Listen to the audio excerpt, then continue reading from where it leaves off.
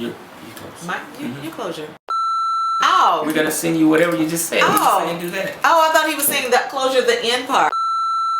Is it recording? Yeah. Oh, okay. What am I supposed to say?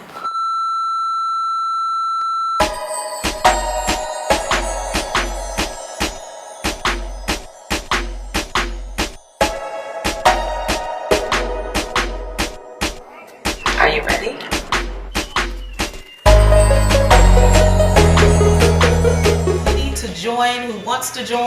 Who wants to participate, who wants to give opinions, have questions. So don't forget at all, we want to be able to make sure that this is interactive, okay?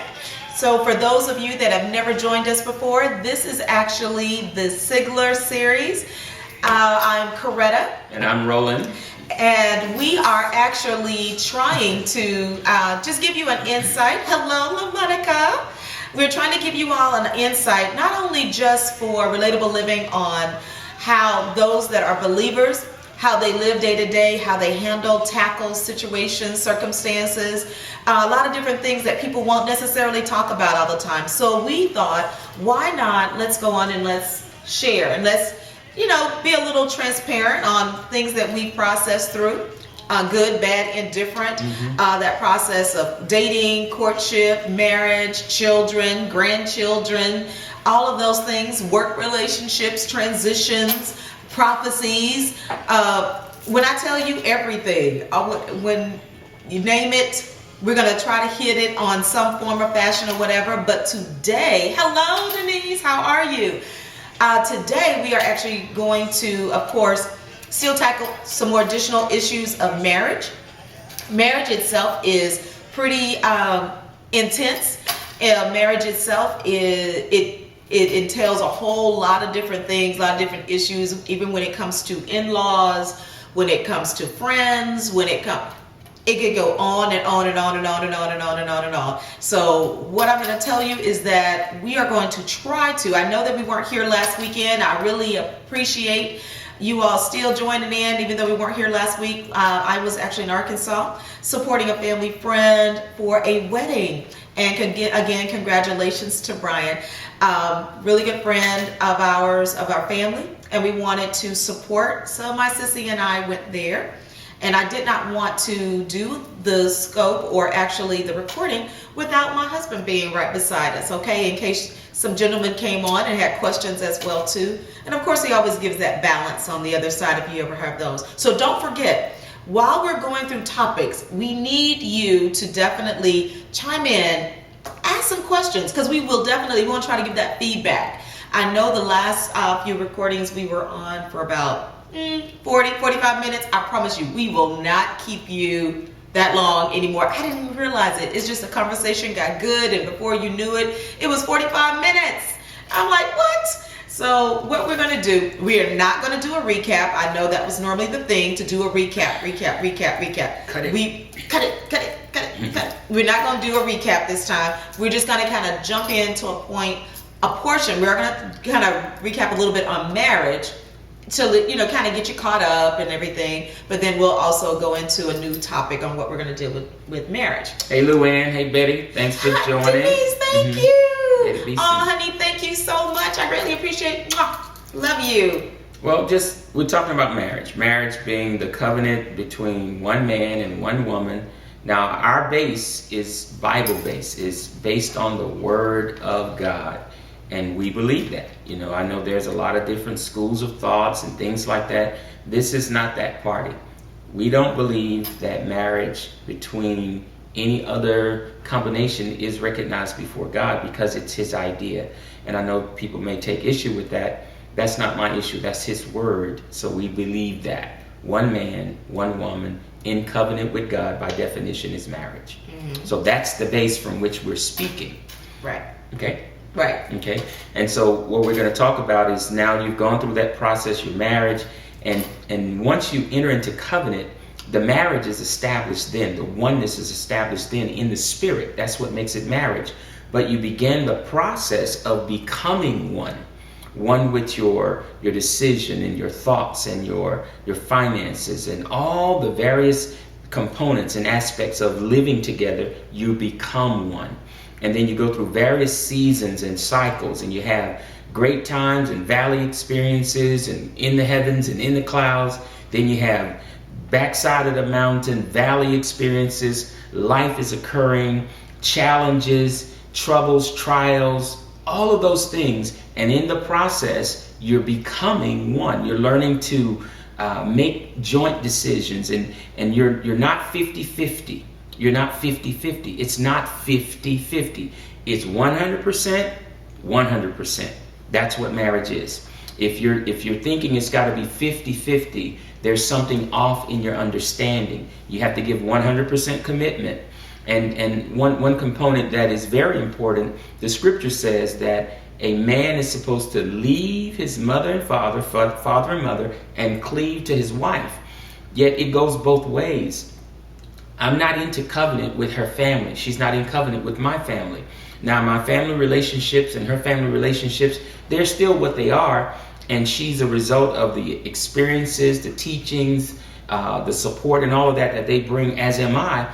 But I can't be successful in this union with her with all of the input from them, and they're not committed, they're not in the covenant, they're not fleshing this thing out, and they can have all kinds of opinions. And we're already challenged to become one in our commitment, so you can't have all that extra. You just can't. You can't be successful with that. Now, in the multitude of counsel, there's safety, there's wisdom in that. There are outlets that she has and outlets that she needs. I'm not everything for her. I know. Some people find that kind of hard to believe. I'm not all of this, right? All of this. There's more. There's so much more, because of who she is who God created her to be. And her fulfillment, her true fulfillment, is in her attaining all that God purposed her to be. I have a role, I have a privilege and a responsibility, but her wholeness is in her vertical relationship. Well, let me also kind of go back just a little bit as well. So, hi, Veronica. Hi, Terralyn. Hi, Chiquita. And what we want to do is kind of go back just a little bit when we start talking about the family, the whole intricacies of who you are. Because again, your first example of what marriage looks like to you is based upon what you've seen modeled before you. Sometimes that's within your parents, your mother, your father, your aunts, even sometimes just your friends, who you're around. Because as you say, well, you know what, I didn't have a stable environment, I didn't have that. I feel a lot of times those are excuses to be able to have a negative or a bad behavior when it relates to marriage. Because no one's life is perfect. Everyone deals with issues. We can always sit there and make excuses on what our plight was and what we've seen modeled before us. But we've seen that a lot of times, I believe, a lot of times God will show us the bad stuff to show us what not to do. Mm-hmm. Because again, when we even start looking at the counterfeit as far as of things, a lot of times what God will do, he'll show you what's right, but a lot of times he will show you so much of what's wrong to know, don't do this. These are things that not to be able to do as far as in your relationship. Now, when it comes to those examples and those things that are modeled before you, those examples, a lot of times you'll bring those in to your marriage. Remember, if you were with me a few Saturdays ago, I was telling you there were some things that my mother, there was her processes that she was doing as far as in the home, and I tried to be able to do that as well, but it was stressing me out. So out of it, you have to understand, what is it that makes your marriage you? Because again, you're in a relationship with your spouse. And yes, you're going to pick up some good things. As they say, eat the meat, spit out the bones. Mm-hmm. Take what is really good and what really will nurture and really build up your relationship. Not only will you first, even if you're saying, well, I'm not married right now, things what we're talking about, they can also be applied. Some of these things, attributes can be applied to your friendships, your relationships as well too. Because even in a friendship, you have to take time to be able to nurture that as well too. A friendship, a relationship will not grow. It will not be stable unless it is tested, unless it is tried, unless you are able to be able to have some opposition a little bit, to know what it's made out of, and to know what your strengths are within your friendships as well, whether it's girlfriends, guy friends, all of that. So you need that as well. The other thing I wanted to mention, Sweetie mentioned about the family members. I'm going to mention as well, as far as our parents. A lot of times when you are talking about want to have wise counsel, I would go to my mother when we would have some of those oppositions or things that I didn't understand or how to be able to make those decisions. One thing I loved about when I would go to my mother and also to my mother-in-law as well, I called one mom, one called mother, and that's how we knew who we were talking about. But when we would go to either of them, they would allow us to talk, they would allow us to vent, give our opinion, they would listen. Then they would also always direct us back to God. They would always do that. They would always pray with us. But one thing that they would not ever do is to side where he or that they were actually bashing me or bashing him or whatever. That does not work. You know why it doesn't work? Because you and your spouse will actually make up and you'll be good. But your family members, they hold on to that stuff. They remember that stuff. So they don't let it go as easily. So a lot of times you want to make sure of what you also bring to your family, but also you want to make sure that who you're bringing it to, that they're balanced so they can be able to really truly give you good and wise counsel.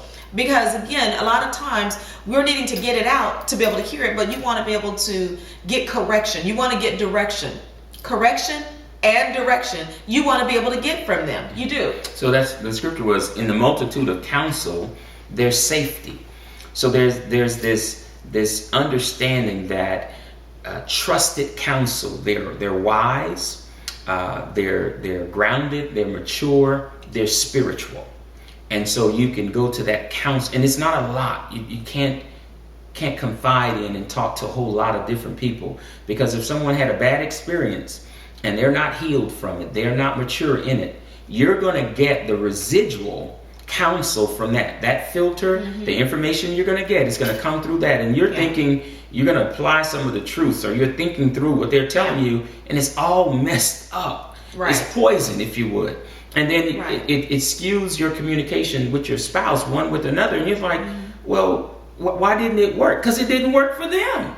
But there is no perfect person. I guess you say, well, you were talking about spiritual wisdom and counsel. No one is perfect. But what you want them to do is at least to be able to listen, to really ask for God to be able to give the answers, even if they don't know. It's like, well, you know what? And be truthful. So, you know what? I really don't know how to actually help you in this particular situation, but I know what I do know. I know God knows what, and he knows how to be able to walk you through that process. Because I think a lot of times we will deal with so many different issues, and we've counseled so many different couples with different issues, and we wish we could say it's so black and white that, oh, this is what you need to do, or this is not what. It's not that cut and dry in relationships, no matter what it is, because you have to consider the people. You have to consider what they've gone through. You have to understand and you have to relate on the investment. Now, when Sweetie mentioned that you have to have a relationship or marriage is 100%, what he means is that you have to be all in for it to be able to work.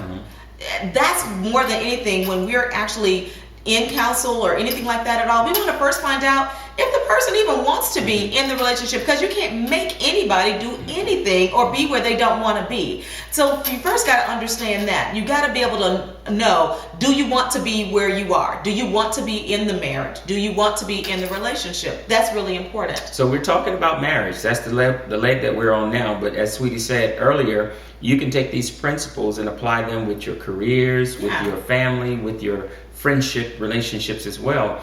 If you don't have a level of commitment into the relationship, a level of investment, and the more invested you are in it, the more vested you're in it. You're absolutely right. You got it? So the more that you put yourself into it, the more you put yourself into it. Right. And go ahead. Well, the only thing I was going to say is, like, you say, okay, well, I'm all in, but I don't know how to navigate it. That was one of the things that early on in our marriage, and that may be for even as far as you can be married many years or whatever and still have these issues, but communication was one for me, because I am one, like, whatever I'm feeling, I'm going to say it. I'm going to do it. As you can kind of tell, I'm very verbal. Okay. So out of that, the one thing about it is that for him, he would end up pulling in, closing down, shutting down. And that was frustrating to me, because when there was an issue, I'm thinking, why can't we just talk about this thing? Why can't we just deal with it? But I'm not going to say all men, but a lot of men don't process it the same time frame as ladies do. We just don't. I'm telling you, it's not. So when we're talking about wanting to deal with things. They have to process. It's like chewing the cud. They got to chew on it for a bit or whatever. Women, they're like, okay, come on, let's just deal with this thing. Let's address it right now. We don't have to sit there and wait forever. And I'm so straightforward and everything. Either we're going to deal with it or we're not going to deal with it. Or are we going to be in this marriage or we're not going to be in this marriage? It's like either black and white. What are we going to do about it? I didn't say it was all right, but that was how I was processing as far as in communication. And the way that you communicate, that needs to be dealt with. Meaning, when I say dealt with, that needs to be acknowledged. I am one like to be able to address things. He's the one that likes to be able to, you know, as they say, chew on the cud, wait a little bit, process a little bit, go in a separate room, whatever. But that was an issue when it came to communication. And one of the other things that we deal with, and sometimes he tells me this now, it's not what you say, it's how you say it. It's how you say things as far as within your marriage. So what we're going to talk about today is going to be the communication of marriage. So when you said that, I thought of Gary Chapman's book, The 5 Love Languages. So I understand by this development of information that my primary love language consists of words of affirmation. The words that you say out of your mouth affirm to me and cause me to feel, understand love. That's what love articulates to me. So we're talking about communication, but that's my love language. So that when we're communicating, where she's saying, you know, let's just deal with it, let's just confront it and all of that, I'm internalizing because I want to have more wisdom, I want to have more insight, I want to have more information, because I'm thinking, what is the long-term benefit? How is this going to impact negatively? I'm trying to connect it with other things that I may have remembered. And also, I'm coming through the filter of my love language.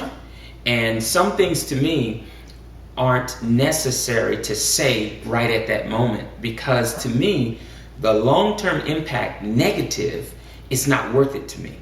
It's not worth it to me. I'm not saying I just shut completely off. It's just my mode of communication is to internalize, to think it through. And sometimes with Sweetie being more emotional, she'll just react. I'm emotional. Just now I'm emotional. I'm emotional. I'm not emotional. She just flies with it. Just goes straight with it. And then sometimes there's more you have to contend with after that because it wasn't thought through. It was just a response. So it's a different style of communicating. And so what we do is we have to dwell with each other. This is what the scripture says. In marriage, dwell with one another, live with one another according to knowledge. Her being the weaker vessel. Now what that means is, it's not that she's a weak person. But for years, I know she had issues with that scripture. It means order, the position. That's all it is. If you only have one seat that's won, everybody can't get in the first seat. That's all that is. It's order. That's order. And so there are things that I have to be concerned about for her and for her benefit, as there are things for me that she has to be consider me about. Now, this is a privileged place that we get to do this. I said have to, but it's something we get to do. And how we communicate that to one another, not just our verbal words, but our physical, our expressions, our actions.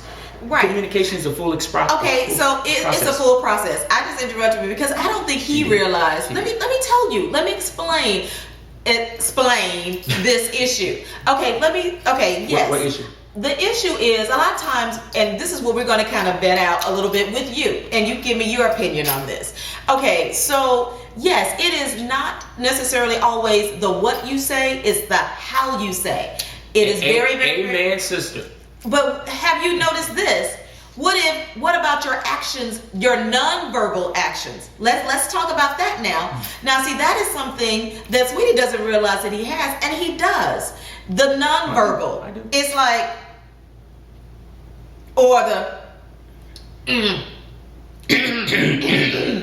okay, do you hear all that? Okay, you haven't said it. You said a whole lot in just that little bit right there. So you don't have to say words in order to try to feel like, so you know your mate, you know your man, you know your woman, you know when they don't have to say words. Now I know women, ladies, we have that. We can say a whole lot without saying anything. So, and I'm saying that men have the same thing. It's not just one-sided. I know that we've gotten the short end of the stick where women are feeling as though we can always go off the cuff, and we always want to be able to be verbalized and all this other stuff, or the shaking of the head. Now, I don't do the shaking of the head. I don't do that. That's not my thing, or whatever.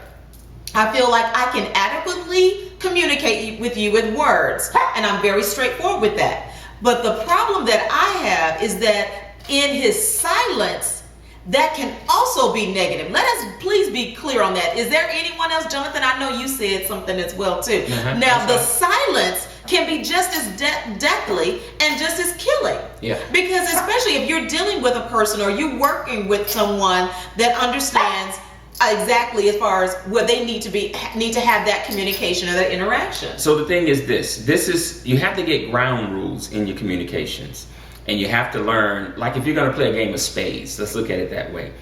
We have friends that play rules we never heard of before. You be making up stuff. Now, I love spades. I don't care. And if you're I sure hope that's not in the Bible that we can't play spades. I play spades. And you're making the assumption that you're playing by the same rules, and midway in the game, they come up with this exotic something, and we're sitting up here, we're about to turn the table over because you're introducing something we never heard of before. So in that sense, using that as an analogy, in your communications, in the relationship, you have to establish some ground rules. And these things, they're hard and fast. At the same time, they're flexible. But you can't change them midstream. So you have to have a structure in place. So for instance, what she's saying and versus what I'm saying, the reality is there's not a right or wrong. And you have to hear that, because when you're trying to prove yourself right and disprove the other or prove them wrong, you're already losing the communication process, and you make it a battle, and it's not a battle. The thing that you have to do is understand that we communicate differently. Now, we're talking about the same things from different perspectives, and we have to hear and honor the differences that we have. Right, and I get that. I completely wholeheartedly agree with that. The thing within communication that we have to understand is that all different aspects of communication, because within communication, you can say, just because I'm quiet and you're talking and I'm quiet, does that mean that I'm listening to you? Does that really mean, or in my head, am I automatically or already preparing my comeback? Just because I may not outwardly feel like I'm not listening to you, but in your head, you're already thinking, or you've already made up your mind about how the end result of that conversation will be. That right there. That's where I felt like I was having an issue as far as with us, because I felt like he is literally sitting here already pre-thinking, or has already come to a conclusion about whatever topic that we have. And so that was something that was a concern for me. So you have to address that. So, you know what, sweetie, this is how I feel. I feel like you're not really honestly listening to me. I feel as though what you're doing is that you're already having a preconceived thought process without even really being open and giving me an opportunity to express or to explain myself. Okay? But what I came to find out, and you may remember this as well, that one of the challenges that we had in our communication was you thought my disagreement with you meant that I didn't hear or listen to you, because what you were trying to communicate to me, in my opinion, was that if I heard you, then I would agree with you. But communication doesn't necessarily always mean, when I'm hearing clearly from you, I can hear everything you're saying, understand it, and tell you back, not just verbatim, but verbatim, and get the understanding, and still not agree with it. But you know what? But you cannot agree, but at least you can be able to acknowledge and respect the person. See, the thing is not about agreeing with them, but it's about understanding and at least acknowledging that. Right. You know, because I can sit here and say, well, sweetie, I don't agree with the way that you are with your silence. I understand why you do it, but I don't agree, because then I can say what that makes me feel. It makes me feel as though I'm not valued as far as in the communication, that I don't have importance in it. Do you understand that? So you have to be able to explain what it is, what makes me feel. Because what happens, now we're going over into the silence part. When it gets into the silence, then it allows me, if he gets silent, then I then become silent. Then there's this silent fight Because now I have now allowed for my thoughts to go on and on and on. I have now come to the point where I've allowed the enemy to be able to say, you know what? He really not respecting you anyway. You know what? He already had his thought. He wasn't going to side with you anyway. You know, these are things. That is just the basics. But that is something that you allow, you know, the self-talk to go on. And that's what it is. It's self-talk. Now the self-talk, since I'm talking to self say, oh, I know what I'm saying is right.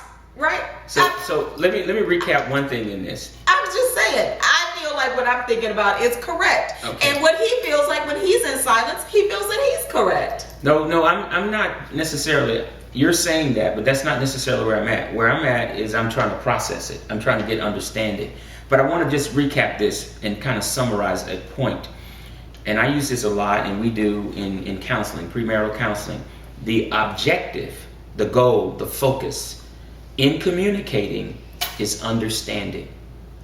Understanding doesn't mean for me to get her to understand me and change her mind to what I'm saying. That's not the objective. The objective is for me to understand her.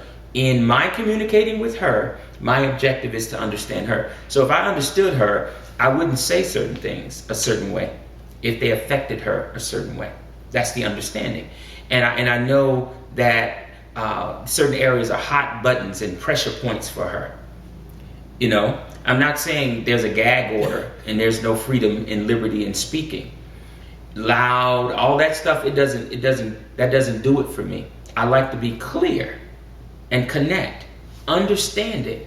So if you know, frustration is there for her, all these things that are just deal breakers in a successful communicative process, then we've got to deal with those things first. So I can't bring issues to her if we're not in a good place.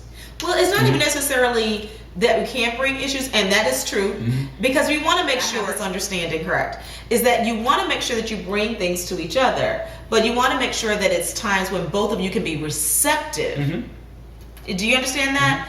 If I'm already heated, don't bring no extra. That's not the time to bring me something extra, because I'm going to be truthful. I can cut you. Now, I'm going to be truthful. I'm a Christian. I'm saved. I'm anointed. All of that. But I promise you, I can cut you. Yes, I'm just saying. Because, again, let me tell you why. Because a lot of times, what I felt was that it was affecting who I am. It was that I felt like people could run over me. And you see how I can bring that into the marriage? And that's, again, is that he's not against me, but I will take what I dealt with outside of what I dealt with and bring it into the marriage. And I'm not fighting. I shouldn't be fighting him like that, or I shouldn't feel as though he's against me. So first you got to understand who it is you're talking with. If I'm speaking as far as with my husband who's not against me, you got to first make sure that the spouse is not against you. That's the key. Truth. Make sure of that. But be wise on when you're bringing certain topics up. But also, you got to be open to say, you know what, sweetie, babe, honey pumpkin, whatever the case may be, you need to say, boo kitty, sugarfoot, you know, I can't handle it right now. I got so much on my mind right now. I'm not going to possibly respond the way that we need to in this topic. I need a minute. I'd rather you say that versus having the conversation and then getting to the point and just shutting it down and being rude to each other. Because now we're hurt.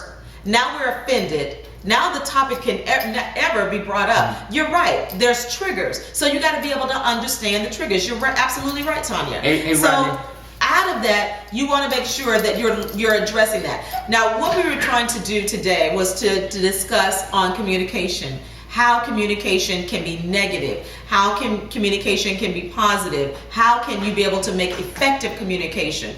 And that doesn't mean just verbal, but also the silent killers. They are detrimental to your relationship. It is time for us to be able to say, you know what? If your spouse or if it's you handles a lot of the silence, then you need to step back and say, you know what, am I really being fair? I know that this hurts her. A lot of times you'll do stuff which you know that it'll get up on that thumb, and you know that will pressure and push on that other spouse. So outside of that, understand and say this, you know what, I know this is going to push her buttons or push his buttons.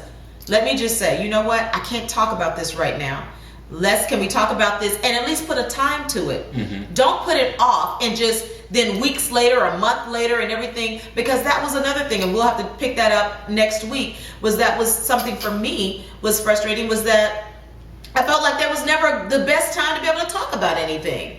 And that was something frustrating. So we're going to talk about that. One interjection on that, and I'll say this. You can't do it all in one setting, okay? With the time constraint, put a limit on it. If sometimes when you're feeling like it's going good, you want to just address everything, you can't do that. You just cannot. Break it down to palatable pieces and ingest those, resolve those, and move on to the other. Okay, let me tell you, ladies, what he's trying to say, cold cracker, is because we as ladies, what will happen is that I'll bring up a topic, and before you know it, then we're talking about 2 or 3 other topics, but they're related. Do you understand what I'm saying?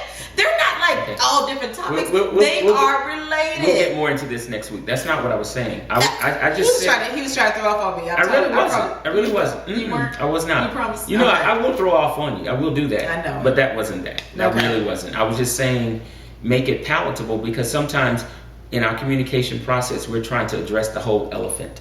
And you can and you should address the whole elephant, just not at one time. Take one bite and make that palatable, digest it, resolve it, and move forward. That's all. Okay, we really got to talk about this, because how long does one topic take? Can we just address it? Can we just address this thing? No. So that's because it's too much tied into it. So just like this right here, we'll have to have subsequent Facebook Live moments so we can discuss it. Now, one thing I do want to say, and this is a shameless plug. This is a book that helped us in our marriage early on. Love is a Decision by Gary Smalley and John Trent. Love is a Decision. Okay, you see that? It's probably turned around on your screen, but Love is a Decision by Gary Smalley and John Trent. Okay. I'm putting that up there to recommend it to you. It has 13 proven principles to energize your marriage and family. It was foundational for us in transforming and putting us on a solid foundation.